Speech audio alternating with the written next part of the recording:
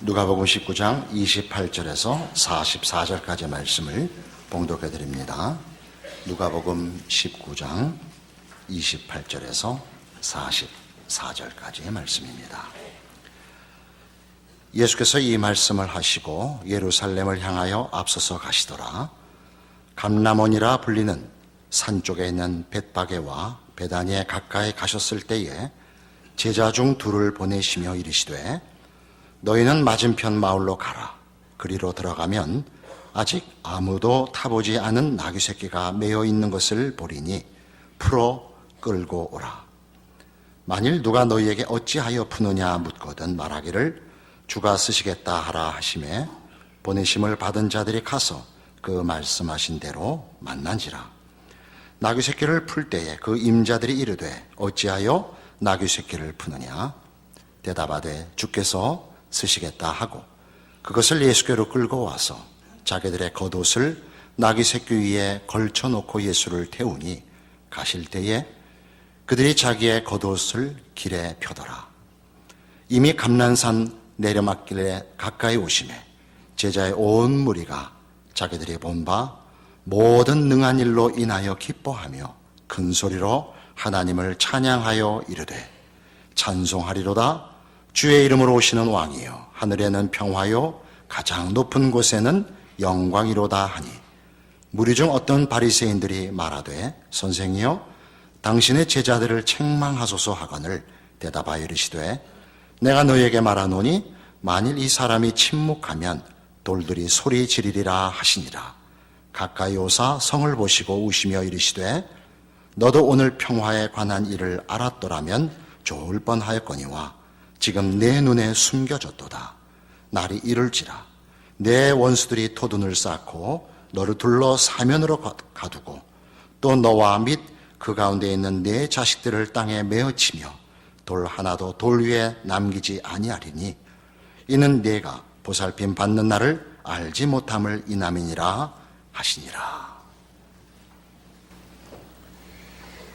예수님께서는 3년 반의 공생애를 사셨는데 주로 갈릴리 지방을 중심으로 그 공생애에 사역을 하십니다.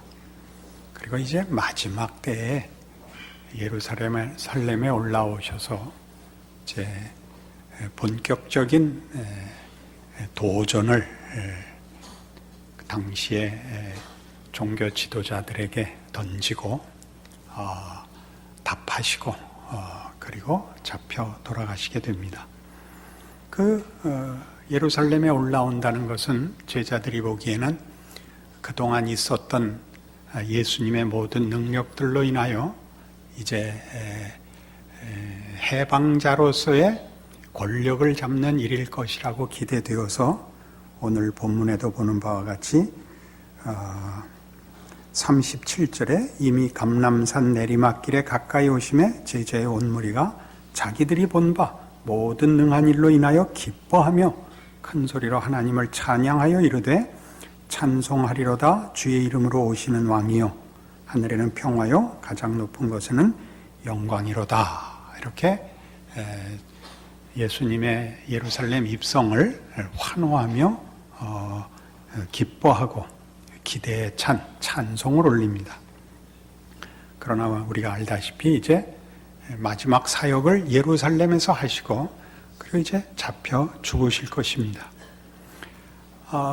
예수님은 이미 이 예루살렘 입성을 권력으로 마무리하기 위한 일이 아닌 것을 여기 오늘 시작에서 보다시피 아무도 타보지 않은 나귀 새끼가 묶여 있을 테니 가지고 오라 해서 나귀 새끼를 타고 옵니다. 구약에 예언된 대로 그는 겸손하여 나귀를 탔으니 곧 암나귀 새끼라 이렇게 예언된 말씀을 이루고 계십니다.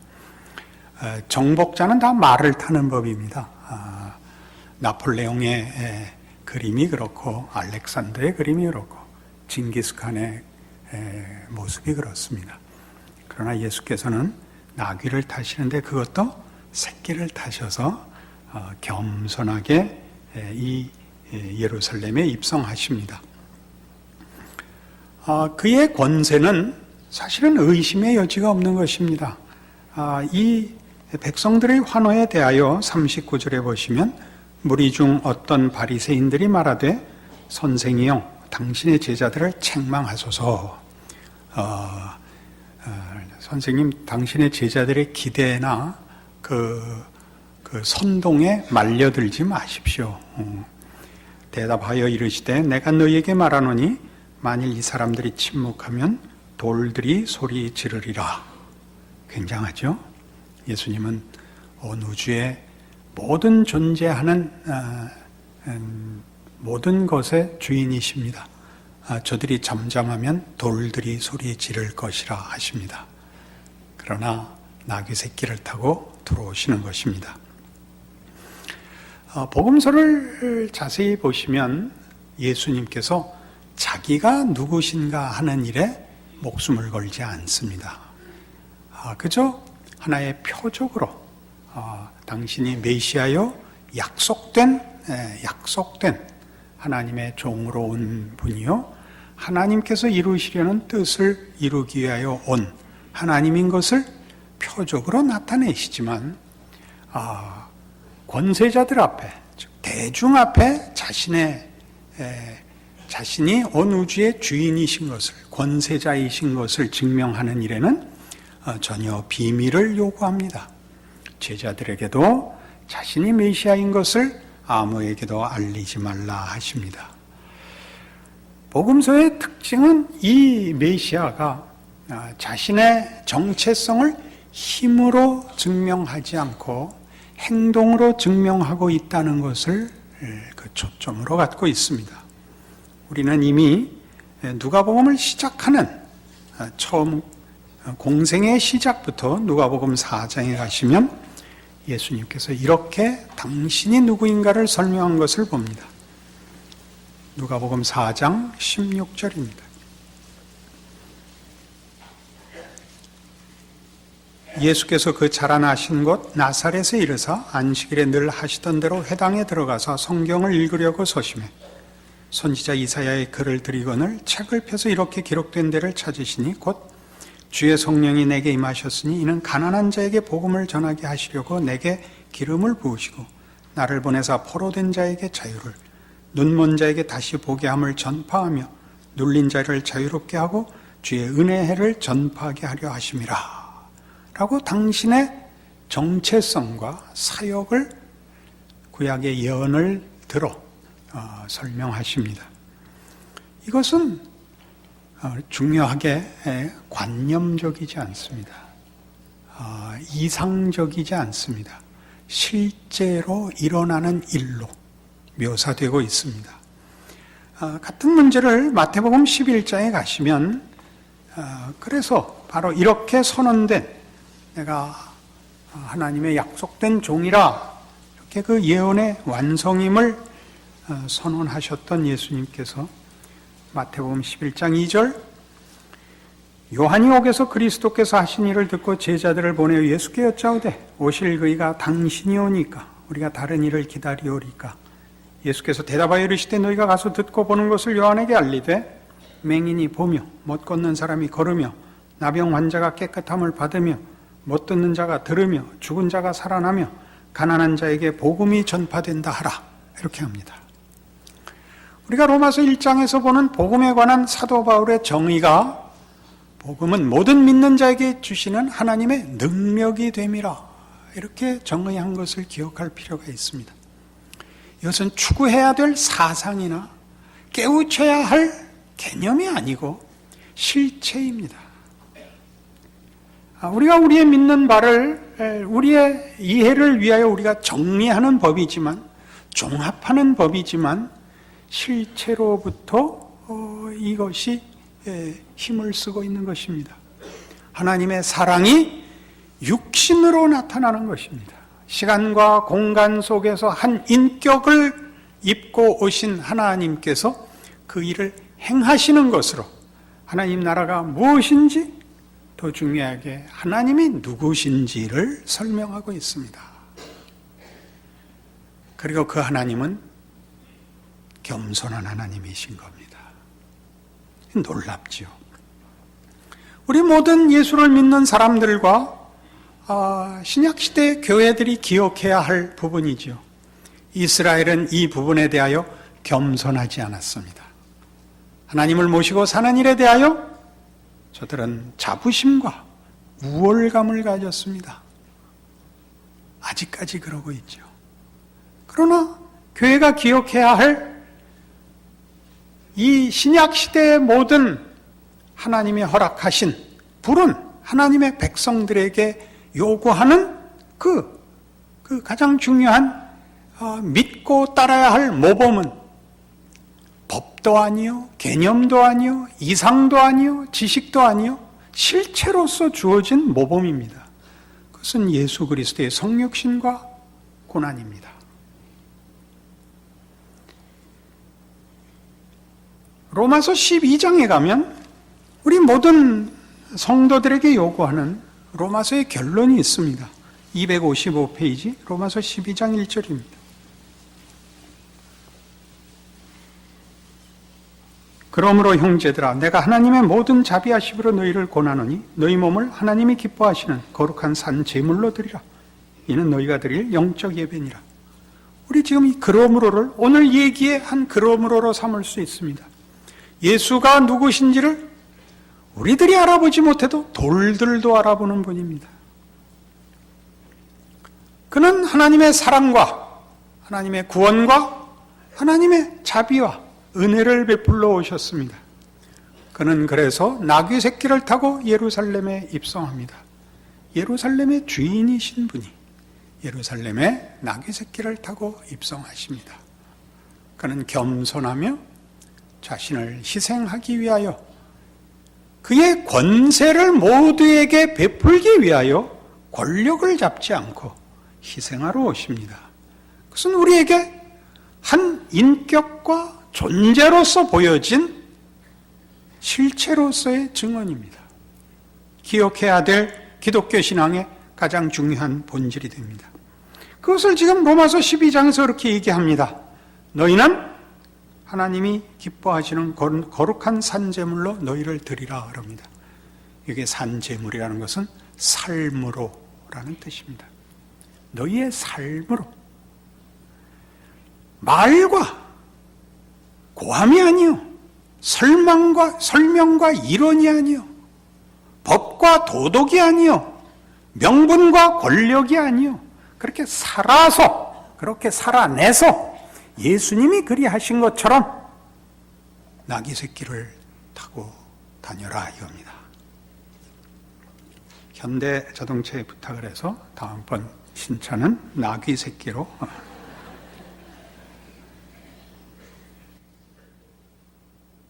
우리는 여기에서 걸리죠. 돌들도 아는 예수 그리스도의 권세를 우리가 알고 있으니 우리는 기독교가 권력이었으면 싶습니다. 그러기 위하여 내가 승자였으면 좋겠습니다. 그것이 기독교 교회사 내내 교회를 괴롭혀온 커다란 시험이었습니다. 힘을 가지는 것이 하나님의 권세를 드러내는 것이라 생각했습니다. 예수님이 당신을 섬기러 온 종으로 설명하는 것을 교회는 사실 제대로 이해하지 못합니다. 늘 권력의 유혹과 시험 앞에 넘어지고 우리가 세상에서 오해받고 수모를 당하고 고통을 당하는 문제에 대해서 늘 분노하곤 했습니다. 우리는 예수를 믿는 이 길에 있어서도 세상에서 풀리지 않는 어떤 문제들을 예수 안에서 풀 수 있지 않을까 하는 기대로 사실은 하나님을 만납니다. 그것은 하나님의 은혜죠. 그것이 왜 은혜냐 하면 우리는 하나님을 하나님으로 알지 않으며 예수가 누군지를 알고 싶은 것이 아니라 내 문제를 풀기 위하여 돌아다닐 때 다 돌아다니다 답이 없어서 마지막에 예수라도 라고 왔죠. 그렇게 시작하는 것까지 받아주시는 것입니다. 저 같으면 자존심이 상해서 그리는 못합니다. 돌고 돌고 돌아서 마지막 기왕 망한 인생 마지막 지푸라기로, 십자가는 지푸라기로 만들지 않았습니다. 이렇게 저는 대답했을 것입니다.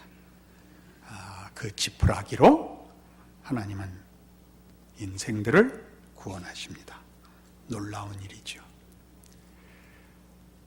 우리가 우리의 삶을 이 겸손을 이해하지 못한다면, 예수님께서 그의 길을 끝까지 이 길로 갔다는 것을 이해하지 못한다면 신자의 인생을 현실에서 살아낼 방법이 없습니다. 우리가 본문에 돌아오면 예수님은 이 권세를 갖고 이 섬김으로 예루살렘에 들어와 예루살렘에서 죽으실 것입니다. 그 예루살렘은 41절 이하에 보시는 대로 곧 망할 것입니다. 곧 망할 권세입니다. 로마에 항거하다가 70년에 정말 돌 하나도 돌 위에 남지 않는 완벽한 멸망을 당합니다. 그 멸망을 당할 그 잠시 후면 없어질 권세에 하나님의 아들이 그 잠시 후면 없어질 그 권세에 의해서 죽습니다. 그걸 감수하시죠. 그 예루살렘을 위하여 우십니다. 운다는 게 뭔지 아시죠? 사랑하지 않고는 울 수 없고, 고통을 가지지 않고는 울 수 없고, 책임과 좌절, 슬픔과 분노가 눈물로 나오는 것입니다. 예수님의 안타까우심을 보십니까? 그 안타까우심을 우리가 생각하면 그걸 눈물로 끝내지 말고 빨리 역전시켜 어떤 결론, 어떤 만족으로 결과하고 싶은 것이 우리의 성정인데, 주님은 그 슬픔을, 그 멸망으로 가는 길을 감수합니다. 자기가 사랑하고 품고 애쓰고 소원하는 일이 좌절되는 성을 위하여 우실 뿐입니다. 그리고 저들이 멸망의 길을 가는 거기에 억지를 부려 죽음으로 예수를 판정하고 몰고 간 그 억지에 당신을 내어드립니다. 이것을 감상적으로 얘기할 문제가 아닙니다. 그것이 신자의 현실에서의 유일한 신앙적 대응이기 때문에 냉정무쌍하게 이해하셔야 됩니다. 우리는 세상 속에 던져져 있습니다. 잠시 후면 없어질 세상입니다. 주님이 다시 오시면 없어질 세상이며 우리가 죽으면 끝나는 잠시의 세상입니다. 죽으면 세상은 더 이상 손을 못 댑니다. 살아있는 동안밖에 힘을 쓰지 못하는 데입니다. 그 잠시 있다 없어질 권세 속에 우리를 보내어 우리를 그 속에서 고통과 좌절과 분노 속에 살게 하십니다. 안타까움 속에 살게 하십니다. 그것 감수하며 살아서 죽으라는 겁니다. 그리 하시겠습니까? 예수 그리스도께서 살아가신 길이 무엇인가를 이해하지 못하면 내가 누구냐를 권력으로 확보하시지 않고 내가 누군가를 그들의 도전과 시험과 억지 속에서 당신의 정체성을 겸손과 희생으로 지켜내는 인생을 사신 것 같이 우리 보고 살라고 합니다. 여러분, 세상 일에서 성공하지 말라는 일도 아니요, 늘 지고 일부러 도망가라는 뜻은 더더욱 아닙니다. 삶의 원칙이, 내용이 다르다는 것이죠. 여러분이 잘 아는 대로입니다. 하나님의 나라의 통치를 받는 자로 하나님의 뜻을 섬기고 예수께서 가신 길로 갈 것입니다. 보복하지 않으며 이웃의 것을 빼앗아서 채우지 않으며 정직하고 성실하게 살며 분내지 않고 억울해하지 않고 울며 우리의 길을 가기로 하는 것입니다. 주께서 그리 가셨습니다. 우리의 정체성을 다른 것으로 증명하는 다른 방법을 제시하지 않으셨습니다. 우리가 하나님의 제자가 되었고 하나님의 백성으로 부름을 받았다면 너희 몸을 하나님께서 기뻐하시는 산제사로 드리라 이거지요. 여러분의 인생을, 여러분의 몸뚱아리를 가지고 현실의 도전 속에서 이 길을 가십시오. 억울함과 오해와 이유 없는 박해를 감수하면서 여러분의 길을 걸으십시오.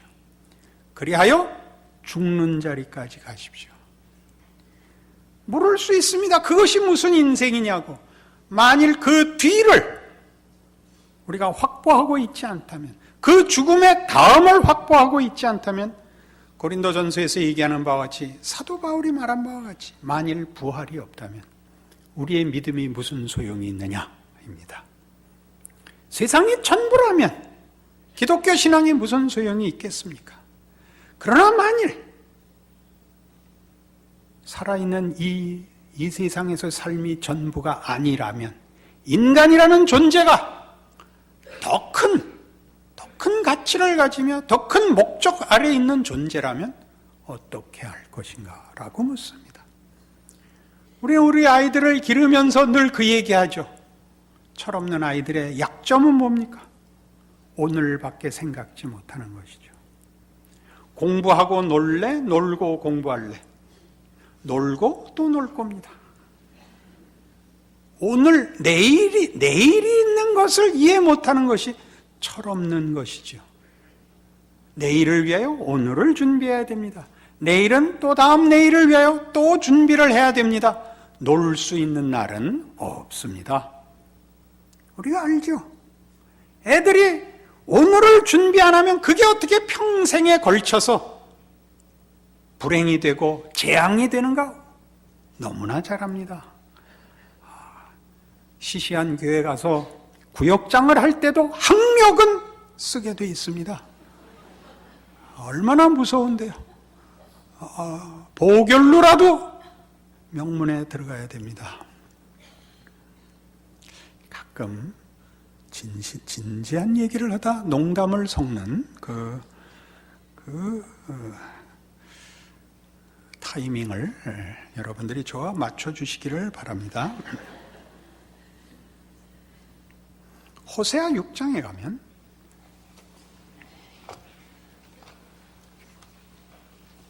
구약성경 1261페이지입니다. 호세아 6장 6절. 나는 인애를 원하고 제사를 원하지 아니하며 번제보다 하나님을 아는 것을 원하노라. 여기서 안다는 것은 부부의 관계 같은 것입니다. 그것은 하나인 관계입니다. 하나인 관계. 상대방이 아프면 내가 더 아프고 상대방이 기쁘면 내가 더 기쁜 관계. 그런 관계입니다. 다만 정보를 갖고 있는 것을 얘기하지 않습니다. 여기에 중요함은 이겁니다. 나는 인애를 원하고 제사를 원치 아니하며 번제보다 하나님을 아는 것을 원하노라.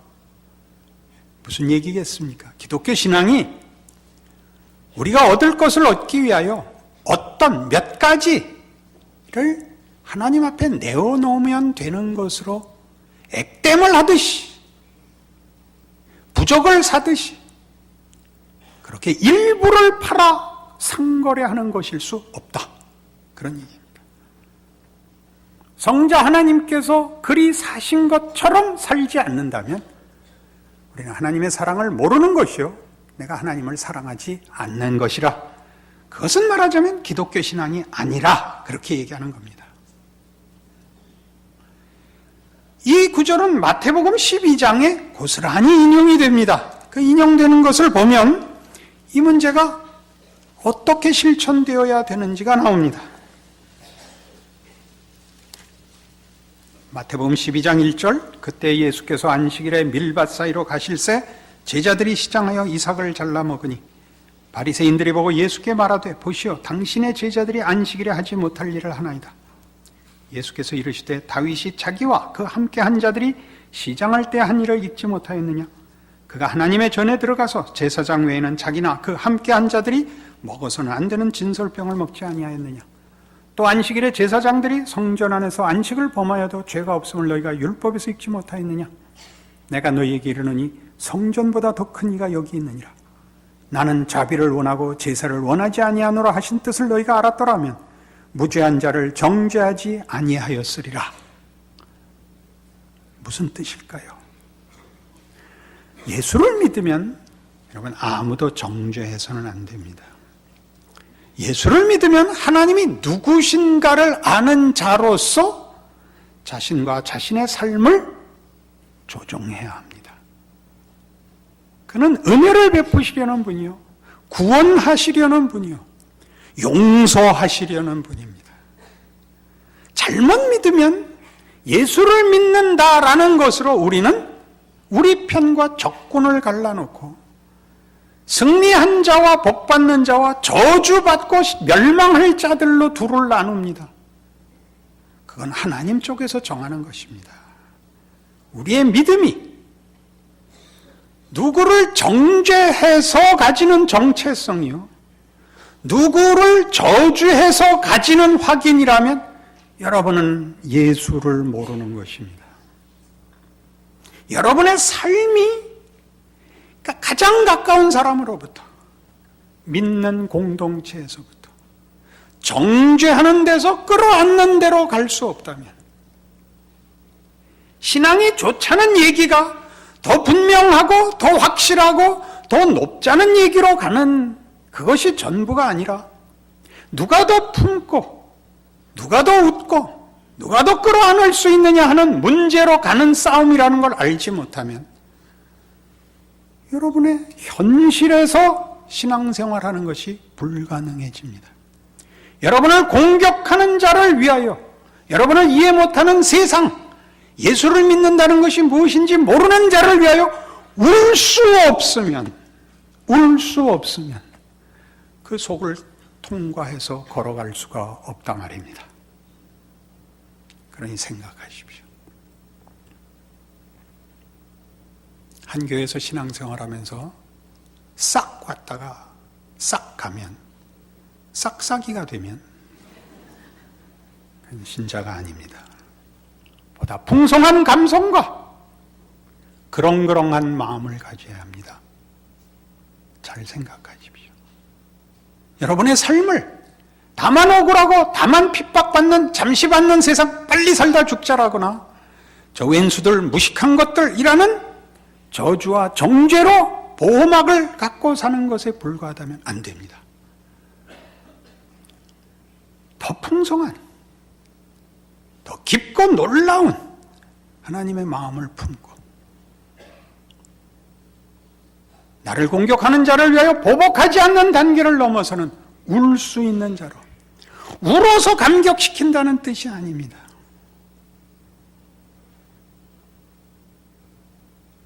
그런 것이 없다면 우리는 인생을 걸을 수 없습니다. 예수님께서 예루살렘에 입성하는 이 모습이야말로 참으로 멋진, 육신으로 보인 구체적, 역사적 실체 아닙니까? 신앙인의 신앙생활에 대한 실체입니다. 여러분의 삶 속에 이 모습이 각인되어 여러분의 삶의 부요함과 책임과 영광을 아시는 여러분들의 신앙이기를 바랍니다. 기도하십시다. 하나님 아버지의 은혜를 감사합니다. 하나님의 자녀로 사는 영광과 넓음과 깊이와 눈물과 한숨과 명예와 위대함을 압니다. 믿음을 갖게 하옵소서, 사랑하게 하옵소서, 울 수 있게 하옵소서, 인내할 수 있게 하여 주시옵소서. 내가 있으므로 내 이웃 앞에 우리가 비친 것을 기억하게 하옵소서. 예수님 이름으로 기도합니다. 아멘.